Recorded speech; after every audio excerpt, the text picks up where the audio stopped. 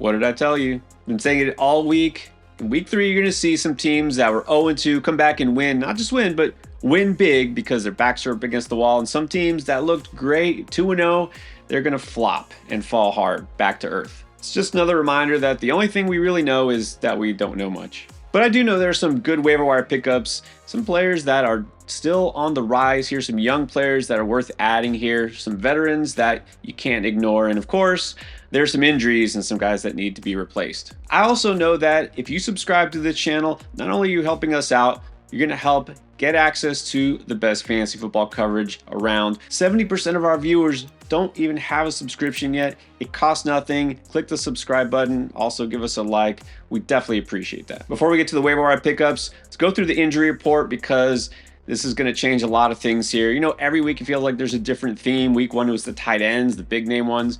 Last week it was the quarterbacks, and this week it's not much better. It's big name wide receivers and veteran running backs. Let's start with the biggest name, CeeDee Lamb, in that loss to the Bears. Well, partly it's because he went out pretty early there. The ankle injury did not look good, especially if you saw the replay. Ankles aren't supposed to bend that way. He actually did come back and try to make a comeback on the field, which suggests that it's not really that serious. But at the same time, we don't know. And after the game, Jerry Jones basically said it doesn't sound like it's too serious, but we don't know. Obviously, this is going to be touch and go throughout the week based on practice reports. Just keep in mind, if you've been rolling CD out every week, you might need to look elsewhere. This one might be a little worse. Mike Evans also left this time with a hamstring injury. He was not looking too happy, did not attempt to come back during this game. And so, you know, coming into the week, we were worried about the other Bucs wide receiver, Emeka Egbuka. He was fine, had another solid game. And then after the game, it's the veteran Evans we're worried about. Hamstrings, you know, can be tricky. This could be 1, 2, maybe 3 week absence. Who knows? It's fortunate that they might have some help coming back soon, but I'll get to that in a minute. Also, Terry McLaurin for Washington. You know, they were already without Jaden Daniels. And this time, Terry McLaurin, he had a quad issue that forced him to leave the game.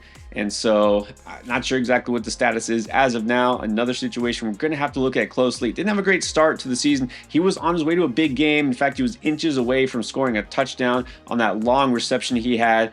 So bad timing here because he was just kind of getting it together. We'll have to see exactly what happens with Washington's whole offense next week. And in Jacksonville, receiver De'Ami Brown left with shoulder injury. You know, he's kind of fringe as far as fantasy relevance. I just mentioned this because he did have a nice week 2 with a touchdown, but this could shake up things as far as the Jags receiving core because Travis Hunter's usage had been going down as a receiver. You got to wonder if it's going to tick back up or if this clears the way for somebody else. All right, then the running backs.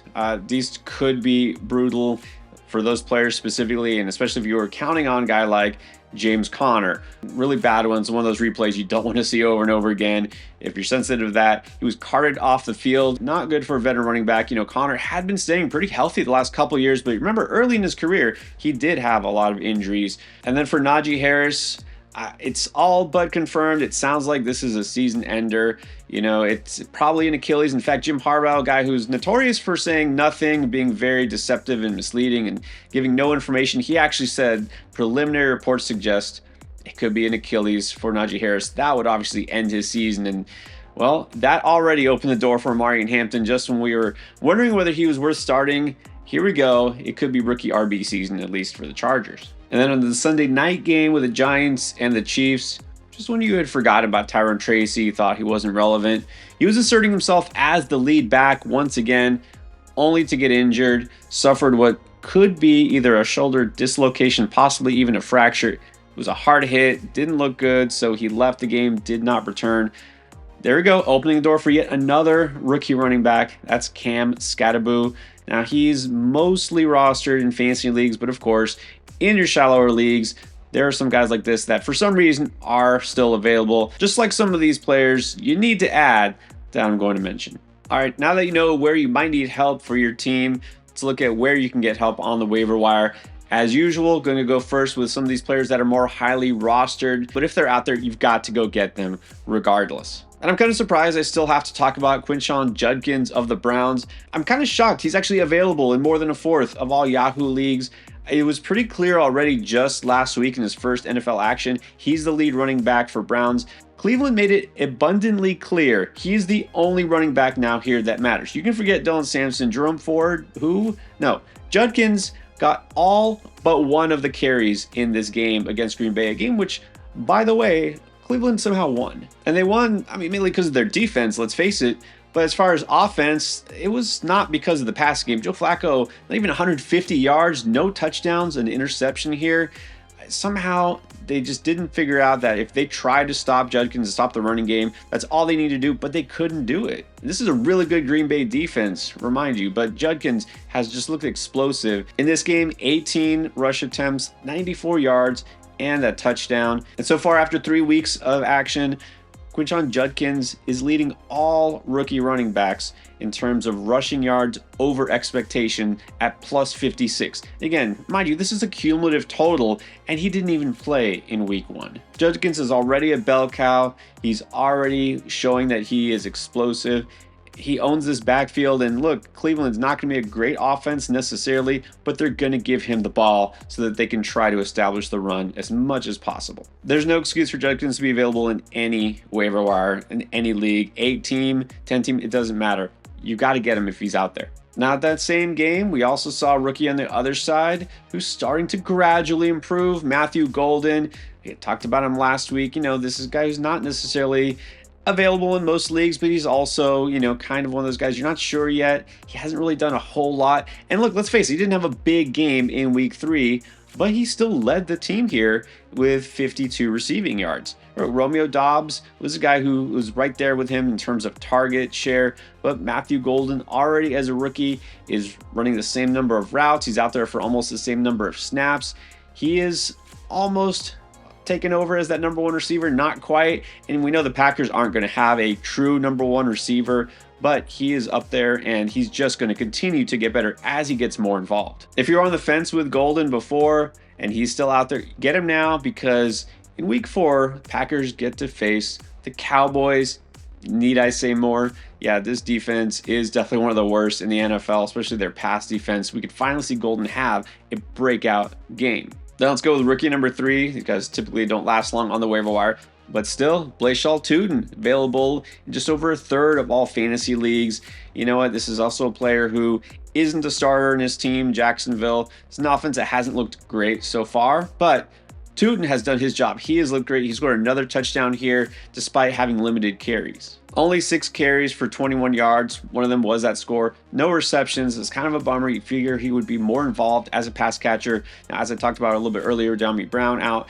Travis Hunter not being as involved on offense. As they get him more involved on defense, there's a need here for them to use running backs out of the backfield. Kent Allen has kind of taken a backseat. I think we're going to see Tuten gradually ramp up in terms of touches overall. This is going to be a risky flex for the most part. You're hoping for that touchdown, that breakaway play. He's got it in him. We're not hoping for an Etienne injury, but if Travis Etienne gets hurt, Blayshall Tuten will absolutely be the top waiver wire ad everywhere. So this is definitely the kind of player you want to stash now before that happens. All right, then another shocker to me is that the guy who was the number 2 wide receiver in fantasy points per game last year is still available. It's Chris Godwin. I get that he hasn't played this year. He's about to come back and you guys are just leaving him out there. He's been practicing already, could return as soon as week 4 is what the report suggests. Well, now I think that's been pushed up a little bit. They might need him because of the Mike Evans injury. Again, don't know right now that he's going to miss. Man, Ibuka was banged up last week. Evans now seems like he might be out a week or 2. I think they're going to need Chris Godwin. They won't push him, of course, if he's not ready, but it's sounding like he's on the verge anyways. Look, even if he's not 100% right here, right now, again, we're talking about a guy who was dominating in fantasy last year. Again, on pace to be potentially the number 2 receiver. I'm not going to say he was going to pass Jamar Chase, but still an elite fantasy option, a guy who just injury has held him back. Now that he is on the way back, why would you not want him on your team? But more importantly, do you want somebody else to get him? You want to let somebody else just grab him and play him against you? Don't do that. Now at tight end this week was all about one player, and that is Hunter Henry. I did call the Hunter Henry boom week, that huge week. It was just a week earlier. But hey, that's the way fantasy goes, right? Matchups don't always dictate success. So Hunter Henry had that boom week, 2 touchdowns, also 90 yards on 8 catches. Yeah, he's the high scorer. far as all tight ends go in fantasy for week 3. And this isn't one random game because in week 1, he had come off a strong target share, good amount of yardage. Week 2 was just that blip, an unfortunate blip against Miami. Week 4, he could continue it, faces the Carolina Panthers defense. I know they shut out the Falcons this past week. This is still not a great defense. Let's just keep that in mind. And especially against the tight end, they were 7th most in terms of fantasy points per game allowed to the tight end last season, and they're not much better this year. So this is still a good matchup. Henry's getting good usage. Those wide receivers have kind of fallen off in terms of target share. That week 1 where we saw Kayshon Boutte get a lot of involvement and Stephon Diggs get targeted, it hasn't sustained itself. Don't go crazy spinning up on Fab for Henry just because of this game, but still, he's one of those guys that always has potential to do this. I think that connection will stay here. He's mostly now a solid low-end tight one. I think he's just proven he's more than a streamer. And some of you still need quarterbacks. Yeah, Joe Burrow is not coming back, and Jake Browning ain't it. Let's just put it that way. And so if you're playing the streaming game or if you're just looking for the guy with the most upside, it's not a great week for streamers. I won't mention anybody later on who is very low rostership rate, but I have a couple of names that I really think you might find available this week on the waiver wire, despite the fact that they do have pretty high ownership rates. Let's start with Justin Fields. He was dropped in a lot of leagues. Number 1, because he didn't play in week 3 because of the concussion, and number 2, because he was pretty putrid in week 2. Now, look, the way this Jets offense looked until basically this furious comeback in the 4th quarter against Tampa, it's still not very encouraging here, right? Are we sure we want Justin Fields? You want to start him this week?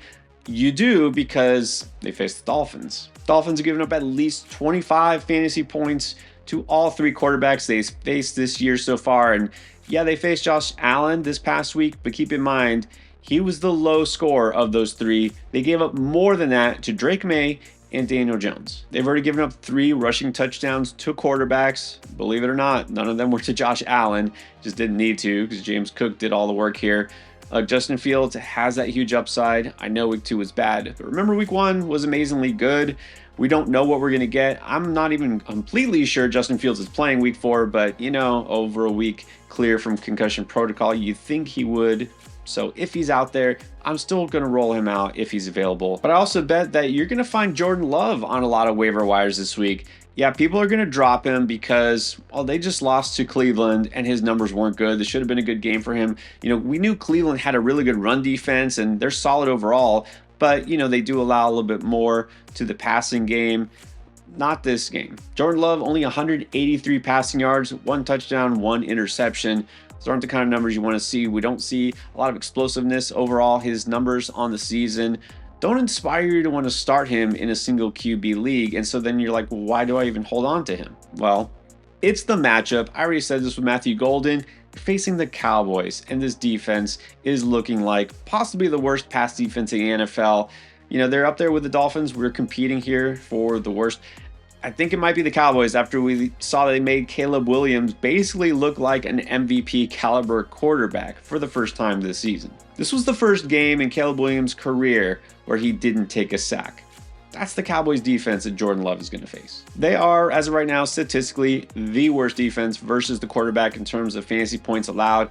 Don't see it getting better. They're facing injuries in the secondary as if they weren't bad enough already. So don't be afraid to fire up Love if you need a quarterback, and he does get dropped. All right, let's get to the best of the rest. And these are the ones you're in your 12, 14 team leagues, your competitive leagues, your draft lane leagues where those guys that I already mentioned aren't available.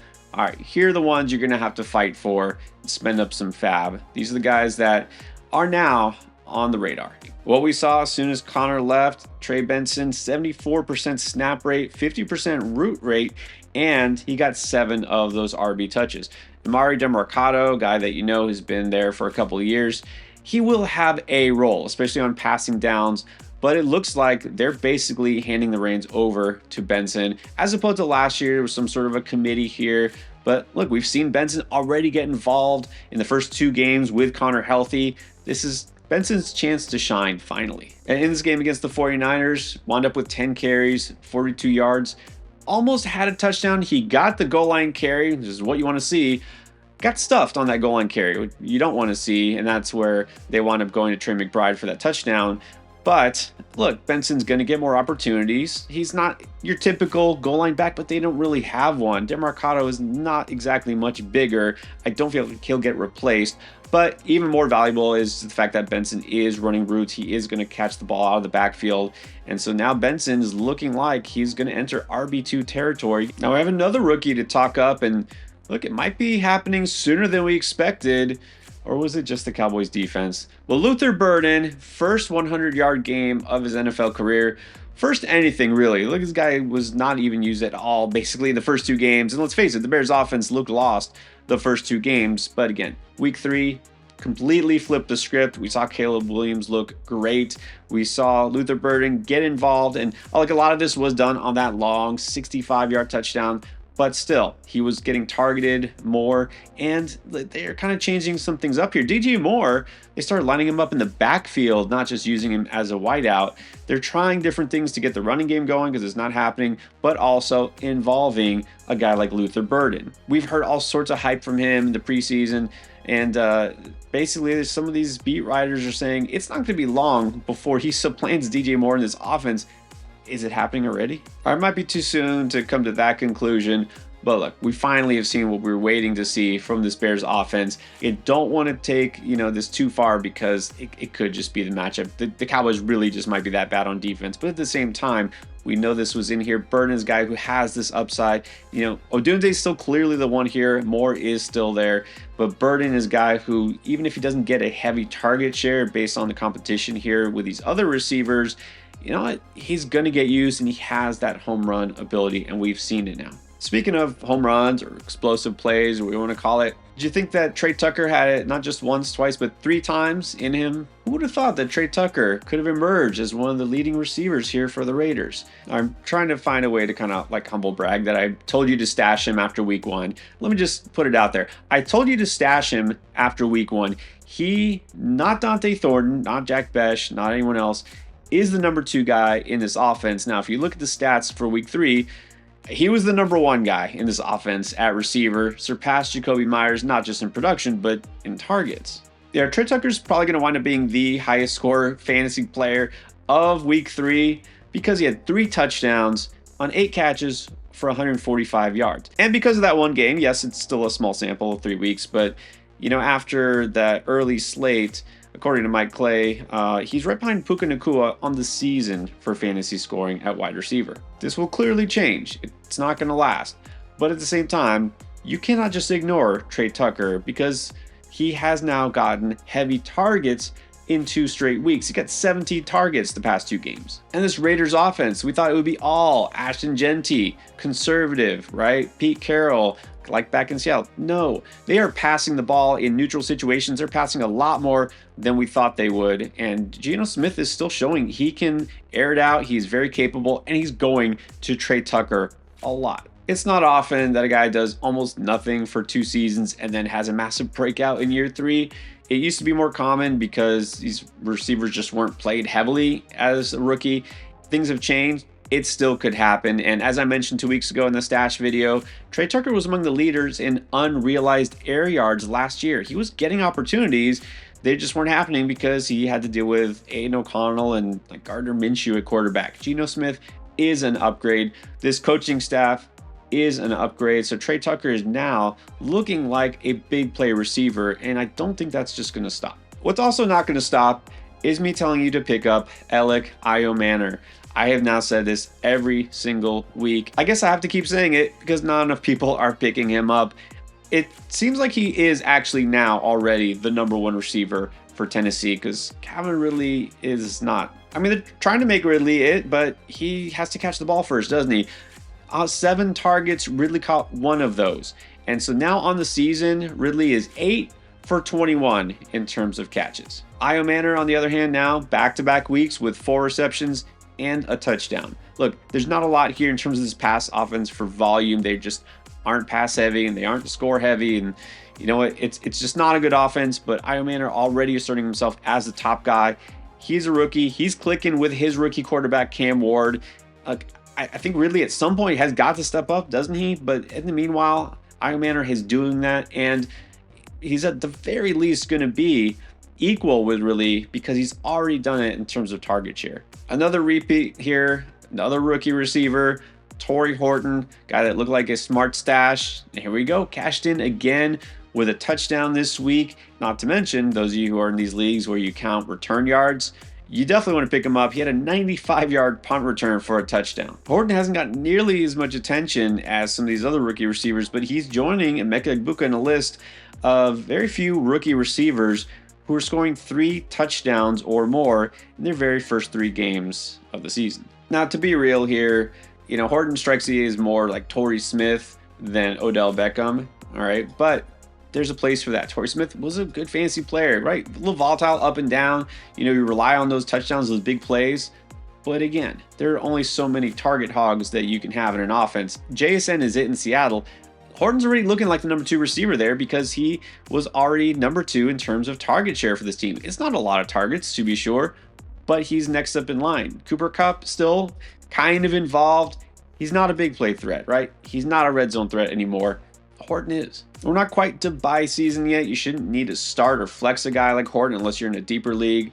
But if you're in that situation, you want to take a chance on the upside. They're playing on Thursday against Arizona. We know that Arizona's secondary battling some injuries there. Will Johnson was out, and Melton was questionable heading into this week. Also been banged up. They just gave up a huge game to Ricky Pearsall. I have a feeling Jason will have a huge game here, but don't be surprised if Horton also is a factor again. Who's also a factor again? Blake Corum. He's not going away, guys, right? I know Kyron Williams owners, you don't want to hear this. Kyron Williams was fine again, got a decent amount of yardage, got most of the runs, scored, but Blake Corum still hanging around there, and he just looks more explosive. Corum had 8 carries, which is 8 more than Kyron Williams owners want to see. He had 53 yards on those 8 carries. This guy's pulling off an explosive run, almost half of his carries this season. No one scored on the ground for the Rams in this game against the Eagles. And here's the thing is Corum is not used as a receiver out of the backfield.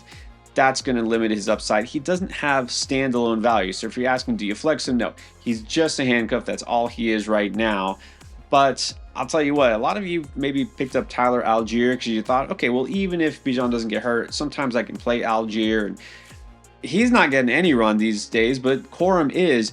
I want you to think of Corum as possibly like this year's Tyler Algier. Not a guy that you necessarily want to start, unless you absolutely have to. But in a couple of weeks here, you might have to start a guy like Blake Corum and hope for a touchdown. But at the very least, if you got Kyron, I think you've got to get Corum. And then let me throw out another tight end option. Maybe Hunter Henry's gone. Maybe you're looking somewhere else. Look, there's another Titans receiver I like, and it's the tight end, Chig Okonkwo. Chig was one of my favorite sleepers this preseason. Again, there's not a lot here to make you think you got to run out and get him, but that's why you can throw out $1, maybe nothing here, and get him for free on the waiver wire. Okonkwo is involved here, kind of doing the things that Calvin Ridley isn't, which is catching his targets. And he is trending the right way, at least. In the first 3 games, 4 targets, 6 targets, and again, 6 targets is pretty good for a tight end. His reception totals, 3, 4, 5. And it was Okonkwo, not Ridley or Io Manor, that wound up leading the Titans in receiving yards in week 3 against the Colts with 66. So if you're looking for a streamer, I would go Chig.